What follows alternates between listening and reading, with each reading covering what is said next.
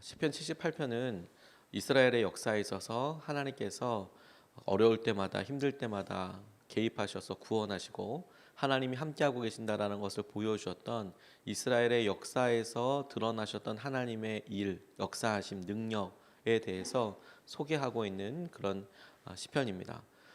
이스라엘 민족에게 있어서는 기가 막혔던 절체절명의 순간이었는데, 그런데 하나님께서 바로 그 시간을, 그 순간을 하나님을 사람들이 믿을 수 있는 기회로 삼으셨고, 그렇게 하신 일에 대해서 기리고 찬양하는 시편이 78편인데요. 그 중에서도 오늘 본문이 포함되어 있는 34절에서부터 39절까지 말씀은 사사 시대를 배경으로 하고 있습니다. 이스라엘의 여러 역사들 가운데 사사 시대에 있었던 일들을 배경으로 노래하고 있는 단락입니다. 사사 시대라고 하면 이스라엘 백성들이 하나님께서 하셨던 여러 일들에 대하여 영적인 무덤덤함, 무감각함이 극에 달아서 전혀 깨닫지 못하고 자기들 마음대로 살았던 때인데요. 근데 그럴 때 하나님께서는 하나님의 계획하심 따라서 그들에게 고난을 허락하기도 하셨다가, 그들이 부르짖고 찾으면 하나님의 사람 사사를 보내주셔서 구원하여 주셨고, 그 구원하여 주신 그 이스라엘 백성들이 또 돌아왔다가 다시 또 무너지게 되는 그런 반복적인 역사를 보여주고 있는데, 그럴 때 하나님께서 어떻게 이스라엘 백성들을 붙잡으셨는가, 그 마음을 가지고 오늘 우리 본문 말씀을 같이 묵상하고 싶습니다. 첫 번째로 우리가 같이 묵상하고 붙잡고 싶은 것은, 그런데도 주님은 그들에게 하셨던 은혜를 우리 같이 보고 싶습니다. 38절 말씀을 보면, 그런데도 그는 긍휼이 많으신 하나님이시기에 그들의 죄를 덮어주셔서 그들을 멸하지 아니하시며 거듭 그 노하심을 돌이키셔서 참고 또 참으셨다, 이렇게 말씀하셨어요. 이스라엘의 패역과 배신은 기가 막히는 수준이었습니다. 어떻게 이렇게 할 수 있을까 싶을 정도로. 그런데 더 놀라운 것은 그들이 이렇게 패역하고 배신했던 이유가 더 중요해요. 잘 살아보고 싶었거든요. 그렇게 하면 번영하고 그리고 그들 부하게 살 수 있을 거라고 생각을 했습니다. 그래서 어김없이 그들이 편안하고 좋아지면 이방신들을 섬기게 되고, 이방신들을 섬겨서 하나님을 배신해서 그렇게 영적으로나 모든 것에서 타락한 삶을 살게 되어버리면 하나님께서 그들을 돌이키시고 그들의 마음을 다시 살리시기 위해서 그들에게 어려움이 있었어요. 풍요와 번영을 위해서 선택한 길이었는데, 그 길은 이스라엘 백성들이 풍요하고 번영한 길이 아니었고, 오히려 그들에게 있었던 축복과 그들에게 있었던 여러 행복의 기존들을 다 흩어버리는, 날려버리는 그런 계기가 되었습니다. 이스라엘 백성들이 풍요와 번영을 위해서 선택했지만 그 일을 통해서 오히려 어려움을 경험하게 되고 역경을 경험해야 했고, 하나님께서 주시는 풍요와 번영을 누릴 때에는 또 역설적으로 다시 또 이방신들에게 또 가게 됐어요. 하나님 얼마나 답답하셨을까요? 그들에게 마음을 돌이키게 하셔서 계획하셔서 붙잡아 주셨는데, 돌아왔더니 다시 어느 정도 좀 잘하나 싶으면 다시 무너져서 다시 이방신들 섬기고 있고, 그러면 다시 하나님께서 개입하셔서 그들에게 하나하나 깨닫게 해주셔서 고백하게 하셨는데 이제 좀 괜찮아지려나 그러면 또 무너져서 그러고 있고. 그런데 제게 이 말씀을 묵상하면서 유독 가슴에 깊이 울리는 메시지가 있었어요. 그런데도 주님께서 하신 일이죠. 그런데도 그는 긍휼이 많으신 하나님이시기에, 그러니까 그런데도 주님은, 이스라엘 백성들의 상황이 그런데도 주님은 긍휼이 많으신 분이셨다는 거예요. 그렇게 행하셨는데도 불구하고 그런데도 주님은 그들에 대해서 포기하지 않으셨다라고 말씀하고 계시는 거죠. 그런데도, 이 그런데도라는 말이 이스라엘 백성들이 행했던 행동들과 그들이 보였던 일들을 생각해보고 떠올려보면 이게 얼마나 기가 막힌 일인지 몰라요. 그들이 어떠한 패역함과 어떠한 실망을 주었어도, 그런데도 주님은 그들을 끝까지 버리지 않고 그들을 고난을 통해서나 하나님의 사람을 통하여서나 말씀을 통하여서나 기사와 이적을 통하여서나 하나님 그런데도 그들을 붙잡고 계셨다. 왜? 긍휼이 많으시니까. 저는 이게 우리에게 주님께서 오늘 주시는 믿음의 귀한 반석이고 도전이라고 생각하게 됐어요. 저는 제 삶에 어려운 시기들이 오랫동안 있었습니다. 고등학교 때, 대학교 처음에 들어갈 때까지만 해도 그래도 믿음으로 하나님께서 이런 일들을 이끌어 가시는 거지 이런 생각을 하고 지내다가 대학을 들어가면서 엄청나게 방황하는 시기를 많이 겪었어요. 저희 집 부모님이 목회하시면서 평생 그렇게 목회하시면서 제가 이렇게 보고 봐왔던 가치관들이 대학을 들어가고 나니까 많이 흔들리더라고요. 가난한 사람들을 위해서 살겠다라고 대학을 들어갔는데 당시에 제가 보기에는 당시에 제가 판단하기에는 가난한 사람을 위해서 살아야 될 것은 둘째치고 우리 집이 제일 가난하네 이런 생각이 들었어요. 정말로 힘든 시기를 살고 있었거든요. 더군다나 그렇게 긴 오랜 가난의 터널을 통과하면서 안 되는 거네. 이건 안 되는 거네. 이런 생각이 들었습니다. 다른 사람들에게는 당시에 여러 부패한 정치가들, 기업인들이 뭐 나타나는 여러 일들, 사회적 형상으로 아주 부유한 사람들이 보였던 어떤 소비 형태들, 뭐 오렌지족이라고도 있었고 그런 소비 형태들도 있었고 그런 오렌지족이라고 불리는 사람들과 같은 학교를 다니고도 있었어요. 그러니까 주위에는 참 좋은 사람들, 참 부유한 사람들 많이 있더라고요. 그런데 유독 하나님을 믿고 따르는 우리 집은 왜 이렇게 힘든 건가? 아마 발단은 그랬을 것 같습니다. 그런 것들이 삶으로 설명되지 않았고 그런 사람들이 며칠이면 쓸 수 있는 돈, 아니 하루면 쓸 수 있는 돈, 그런 돈이 우리 가정에는 이거 1년을 갚아도 갚을 수 없고 몇 년째 고민하게 하는 가난의 수레의 그 한계인 거구나. 어떤 사람들 그거 하루가 뭐예요? 그냥 쉽게 쓴다던데 우리 집에서는 도저히 갚을 수 없을 것 같은 그런 재정의 한계인 거구나. 말도 안 되더라고요. 말도 안 되더라고요. 참 많은 방황을 했습니다. 그래서 뭐 아르바이트도 하고 처음에는 아르바이트 하면서 뭐 이렇게 하지만 제 마음속에 있는 곤고함과 힘든 일들은 뭐 이루 말할 수가 없었습니다. 방황하기 시작했고 제가 제 입으로 제 삶으로 하나님 없는 것처럼 행동하는 시기들도 꽤 있었어요. 그런데 지나놓고 보니까 그런데도 주님은 저를 버리지 않으시더라고요.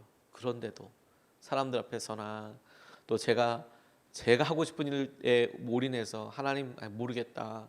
나는 내가 하고 싶은 일을 할 거고 내가 좋아하는 일을 할 거고 그래서 공부로 준비하고 뭐 유학 준비를 하고 그러면서 제가 하고 싶었던 여러 일들을 하나하나 차곡차곡 열심을 다해서 나름 그 일을 이루어가고 있을 때 사람들이 보기에는 그때는 뭐 성실해 보이고 좋아 보이고 제대로 준비하는 것처럼 보였을지도 모르겠지만 하나님 보시기에는 얼마나 그 열심과 내가 내 목적대로 내가 원하는 삶, 평안한 삶을 위해서 준비했던 그 날들이 얼마나 교만해 보이고 얼마나 배신감을 느끼셨을까 하는 생각이 지금은 들어요. 지금 와서 생각해 봐도 어떻게 그럴 수 있었을까 하는 생각이 들 정도입니다. 그런데도 주님은 저를 버리지 않고 끝까지 인도하시고 이끄셔서 저를 목회의 길로 이끌어 주셨더라고요. 그런데도 주님은 어느 것 하나 생각해 보면 그것 때문에 그 일 때문에 그 말 때문에 그렇게 행동한 것 때문에 주님께서 넌 안 되겠다. 넌 안 되겠다. 이렇게 포기하시고 그래 상관없이 살자. 그래 너 네 맘대로 한번 살아봐라. 그래 네 삶이 한번 어떻게 망가지나 한번 보자. 그렇게 은혜의 손길을 놓아버리셨어도 저는 할 말이 없는데 그런데도 주님은 저를 끝까지 붙잡으시고 그런데도 주님은 당신의 계획을 제 삶 앞에 굳이 두셔서 그 길로 인도하시고 이끌어 가시고 그리고 저 마침내 제 삶을 완전히 당신에 향하게 하여 주셨더라고요. 그게 놀랍지 않습니까? 우리가 어떤 상황과 어떤 어려움, 우리의 어떤 연약함, 심지어 우리의 죄 그것이 결코 작다라고 이야기하는 것은 아닙니다. 그리고 그 죄가 어떠한 방법으로 다른 방법으로 용서될 수 있는 것이 있는 것도 아닙니다. 다른 방법으로 용서될 수 있는 방법은 전혀 없습니다. 그런데도 주님께서는 우리에게 당신의 은혜를 더하여 주시고 당신께서 친히 그 죄를 담당하여 주시고 당신께서 친히 우리에게 모든 것 되시는 것을 그런데도 우리에게 계속해서 반복해서 보여주고 계세요. 그 주님이 우리와 함께하고 계세요, 여러분. 오늘 우리의 삶이 어떠하든지 우리의 한계가 무엇이든지 그런데도 주님은 우리와 함께하고 계세요. 그러니 이게 얼마나 놀라운 기쁨입니까? 한결같은 주님의 은혜를 찬양하게 될 때, 예배하게 될 때 우리의 상황 때문에 노래가 바뀐다, 믿음이 바뀐다, 그런 건 말이 안 되는 거예요. 왜? 우리가 아무리 힘들고 어려웠어도 그런데도 주님은 한 번도 바뀐 적이 없으시거든요. 우리가 그 주님을 바라보고 함께 오늘 의지할 수 있으면 좋겠습니다. 두 번째로 같이 붙잡고 기도하고 싶은 것은 우리의 연약함을 기억하시는 하나님을 우리가 붙잡고 싶어요. 우리의 연약함을 기억하신대요. 이걸 언뜻 생각하면 우리의 죄, 우리의 연약함을 주님께서 잊어버리지 아니하시고 끝까지 기억하시나 뒤끝이신 건가? 이렇게 생각하기 쉽지만 전혀 그런 내용이 아닙니다. 39절 말씀을 보면 이렇게 나와 있어요. 하나님께서는 기억하신다. 사람은 다만 살덩어리 한 번 가면 되돌아올 수 없는 바람과 같은 존재임을 기억하신다. 이렇게 말씀하셨습니다. 하나님은 우리를 포함한 이 세상을 창조하셨습니다. 특별히 사람은 하나님 당신의 손으로, 당신의 손길로 친히 빚으시고 흙에서부터 생명체로 주님께서 만들어 가셨습니다. 그리고 생기를 불어서 마침내 생명체가 되게 하여 주셨습니다. 하나님께서 직접 만드셨기에 하나님께서는 우리의 형편과 우리의 연약함을 잘 알고 계십니다. 우리의 형편과 우리의 상황을, 우리가 무엇으로 만들어졌는지, 우리가 얼마나 연약한지, 우리가 조금만 손을 대어도 부서질 수 있고 그것이 자국이 될 수 있고 심지어 전혀 못 쓰게 될 수 있을 만큼의 그런 흙 덩어리인 것을 하나님은 누구보다도 잘 알고 계시죠. 잘 알고 계시죠. 아이들이 어렸을 때 점토, 색깔 있는 점토 가지고 많이들 놉니다. 크레이라고 하는 그런 장난감인데 뭐 많이 놉니다. 아이들이 너무너무 좋아합니다. 그래서 만져서 자기들이 그걸로 뭐 여러 가지 것들을 만들고 만든 걸 자랑하듯이 부모들한테 보여줍니다. 이런 거 만들었다고. 예쁘고 좋죠. 예쁘고 좋아요. 아이들이 이렇게 꾹꾹꾹꾹 날라서 이렇게 만든 건데요. 그걸 소중하게 이렇게 보여줄 때 부모들이 그걸 보고 세게 만지지 않아요. 아이들에게 소중한 거기 때문에 그렇습니다. 그런데 그게 또 얼마나 잘 부서지는지 부모들은 잘 알아요. 그거 조금만 세게 잡아도요, 그냥 확 꺾어지고 그리고 다시 형태를 잊어버리게 되죠. 왜요? 점토니까요. 그거 뭐 힘이 없지요. 아이들은 자기가 만들어서 자랑하고 싶지만 그것의 형편과 그것의 성질을 잘 아는 부모들은 그 예쁜 모습을 그대로 유지해주기 위해서 아이보다 더 많이 조심해요. 하나님께서 우리를 직접 빚으셨대요. 그리고 우리가 얼마나 연약한지 그 모습을 아신대요. 그래서 우리가 보기에는 하나님 너무 세게 우리를 힘들게 하시는 거 아니에요? 이렇게 질문할 수 있지만 하나님은 우리의 연약함을 아셔서 그것을 기억하셔서 우리를 그렇게 연약하게 조심스럽게 우리를 대해 주시고 계신대요. 우리가 연약하고 한번 사라지면 돌아오지 않을 것, 그런 연약함과 한계에 있다는 것을 기억하시고 우리를 대하여 주신대요. 엄청 기쁨 아닙니까? 주님이 우리를 알고 계신답니다. 우리가 어떤지 하나님이 잊지 않으셨어요.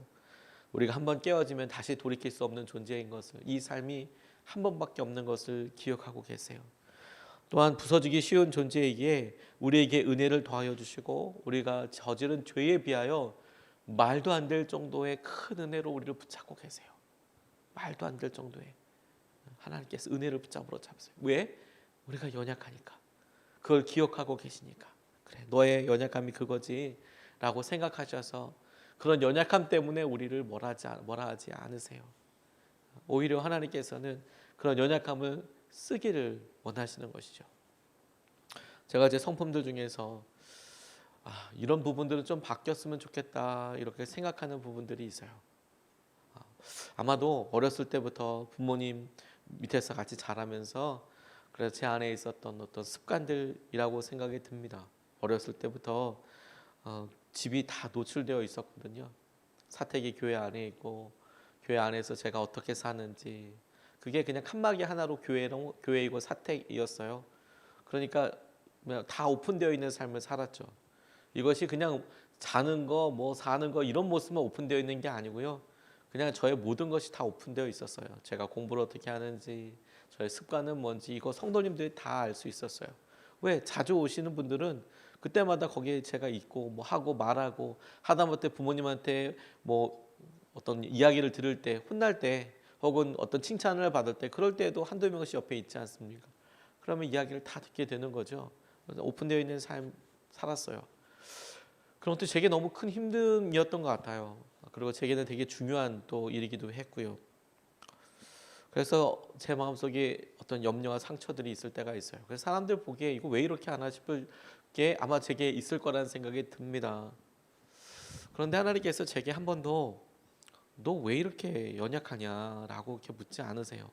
제게 말씀하시는 주님은 저에게 언제나 이렇게 이야기하세요. 저에게 한 번도 너는 능력 있는 종이 되라고 말씀하신 적이 없거든요. 너는 능력 있는 종이 되라. 너는 돈을 잘 버는 종이 되라. 너는 사람들한테 많이 인정받는 종이 되라. 이렇게 이야기하신 적이 없어요. 주님은 제게 어리석어도 너 착하고 충성된 종이 되라 이렇게 말씀하셨어요. 네가 충성된 종이냐라고 물으셨어요. 전 가끔 그런 생각을 혼자서 합니다. 내가 어리석어 보일 수 있겠다고 싶어요. 제가 능력이 없어 보일 수도 있습니다. 그런데 제 삶에 저를 판단하고 저를 알고 계신 그분께서 저를 어떻게 보시든 저의 정체성이 능력이 있느냐 없느냐 다른 사람들이 어떻게 보이느냐를 넘어서서 나에게 나의 주인이신 주님께 하나님께 내가 충성된 사람이냐, 내가 그분 보시기에 말 잘 듣는 종이냐, 그렇지 않느냐, 그걸로 결정되게 될 거예요. 내가 충성되고 착하고 충성된 종이냐, 아니면 악하고 게으른 종이냐, 그걸로 차이가 난다는 거 저는 생각합니다. 왜 하나님이 전 기도할 때마다 한 번도 제가 능력 없기 때문에 심지어 제가 능력이 없어서 실수하고 어렵다고 고백하는 그 순간에도 하나님은 제가 얼마나 어리석은지 얼마나 연약한지 얼마나 너 참 말도 안 되는지를 굳이 보여주셔서 에라 너 이렇다라고 말씀하지 않으시고 그런 순간에도 충성됨에 대해서 물으시고 한 번도 저를 탓하신 적이 없어요.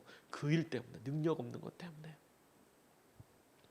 사랑의 교회 부임하셨을 때 이찬수 목사님이 본인 간증을 얘기하셨는데 제게 되게 큰 공감이 됐습니다. 공감이. 사랑의 교회 부임하시고 중고등부 사역을 하고 계실 때 부임하고 나서 한 달 뒤였대요. 11월 달에 부임하시고 12월 달에 크리스마스를 맞게 된 거죠. 1992년이었답니다. 그러니 그 부서 사랑의 교회 당시에도 지금도 크지만 여러 사람들이 많지 않겠습니까? 거기다 전도사이니까 나이들은 전도사이니까 그리고 한 달 정도 되니까 아는 사람 당연히 없죠. 막 이제 사역 파악하고 있고 그리고 11월 되면 이제 학기 마무리를 하고요. 1월 1일서부터 어떻게 될지 한참 준비하고 그럴 때예요. 준비하고 그럴 때니까 뭐 이제 마무리 분위기로 가죠. 마무리 분위기로. 그래서 이제 한 달 뒤 크리스마스 이제 되었는데 그날 밤에 이브 날에 24일 날에 주일학교 아이들의 재롱 잔치가 다 끝났대요. 그렇죠? 그 재롱 잔치를 했을 때도 이분이 할 수 있었던 일은 없어요. 왜냐하면 중간에 왔으니까 그 전부터 준비했던 분들이 다 이제 사역자들이 했을 거 아닙니까? 그러니까 자기는 이제 거기서 준비한 거 같이 보고 이렇게 하는 거죠. 수많은 사람들이 쏟아져 나오는데 자기 혼자 이방인이 된 것 같더래요. 부임한 지 얼마 안 됐고 그때 당시만 해도 이찬수 목사님 가족들은 다 미국에 있었고 결혼하기 전이었고 그렇게 보는데 혼자 다 바쁘게 가족들과 가는데 자기는 크리스마스 이브 때 아무도 만날 사람이 없더래요. 가족들은 모두 시카고에 있고 강남에 친척 한 명 없고 크리스마스 이브 밤에 저 교회 문 앞에 1시간 동안 서 있는데 자신에게 아는 척하는 사람이 단 한 명도 없더래요.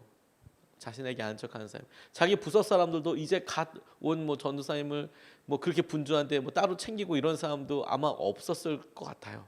있었다고 하더라도 사람이 많으니까 몰랐을 것 같아요. 아는 사람이 진짜 크리스마스인데 아무도 자기한테 와서 안녕하세요, 행복한 성탄절 이렇게 얘기해 준 사람이 단 한 명도 없더래요. 너무 괴롭고 고독했답니다. 갈 곳이 없어서 크리스마스 이브 때 기숙사로 가셨대요. 기숙사로.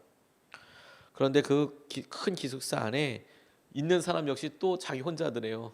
왜? 거기 한국에서 살고 우리 한국에서 살고 있는 사람 다 가족들 만나러 가고 사람들 만나러 나갔으니까 너무 외롭더랍니다. 딱 혼자였는데 4인용 방에 혼자 들어가 침대에 누웠는데 가장 외롭고 고독한 크리스마스를 보냈대요. 그리고 하염없이 눈물이 나더래요. 외로워서 크리스마스 이브는 하염없이 눈물이 나더랍니다. 그런데 그 고독했던 날 밤에 하나님께서 이 목사님 앞에 찾아오셨대요. 그리고 위로하시면서 놀라운 말씀을 주셨대요. 뭐라고 이분이 고백하셨냐면 걱정하지 말아라. 내가 너의 청소년 사역에 함께할 것이다. 너의 연약함, 아이들이 놀리는 사투리, 호감 가지 않는 외모 등 어느 것 하나도 문제가 되지 않는다. 내가 너를 청소년 사역자로 만들어 줄 것이다. 이런 이야기를 그날 하나님께서 자기에게 기도하는데 말씀해 주셨다는 거예요. 두려워하지 말아라. 내가 너의 연약함을 다 안다. 너 사투리 심한 것도 내가 잘 알고, 부산 사투리 하시잖아요. 내가 너 그렇게 하는 거 내가 잘 안다. 그래. 내가 너를 청소년 사역자로 쓰겠다. 그 큰 건물에 혼자 무섭고 두렵고 외롭고 서러워서 초라하게 눈물을 흘리고 있는데 하나님께서 이렇게 찾아오셨다. 그래서 그날 그렇게 만나신 그 주님 때문에 십수년, 수십 년이 지나고 난 다음에 자신의 모습이 거기서부터 시작되었다는 것을 알게 되었다. 이런 고민, 이런 고백을 하시는 것을 봤어요. 주님의 우리 연약함을 잘 알고 계세요. 기억하고 계세요. 우리 얼마나 연약한지, 우리 얼마나 부서지기 쉬운지, 우리 얼마나 말도 안 되는 삶을 살고 있는지. 그런데 주님은 그런데도 우리를 붙잡으시잖아요. 뿐만 아니라 우리 연약함을 기억하고 계세요. 잊지 않으셨어요. 그래서 우리에게 은혜로 다가오세요. 우리를 기억하시고 우리를 만드신 그 주님 앞에 우리가 우리의 삶을 드리고 다시 한번 의지하고 위탁하고 주님의 은혜와 마음을 함께 누리게 되시기를 주님의 이름으로 축복합니다. 오늘 두 가지 말씀을 같이 나눴습니다. 첫 번째, 그런데도 주님은 우리를 붙잡고 계세요. 우리의 연약함에도 불구하고 그런데도 주님은 우리를 포기하지 않으십니다. 두 번째, 주님은 우리의 연약함을 잘 알고 계세요. 기억하고 계세요. 그래서 우리에게 은혜로 대하여 주십니다. 우리는 힘들고 어렵다고 하지만 우리가 했던 죄, 우리의 상황을 보면 이건 아무것도 아닐 거예요. 그러니 여러분, 우리가 어려운 우리 현실이 아니라 주님께서 우리를 대해 주시는 그 시선과 신뢰를 우리가 붙잡고 함께 주 앞에 나아갈 수 있으면 좋겠습니다. 같이 이 시간에 말씀 붙잡고 두 번 나눠서 같이 기도하고 싶습니다.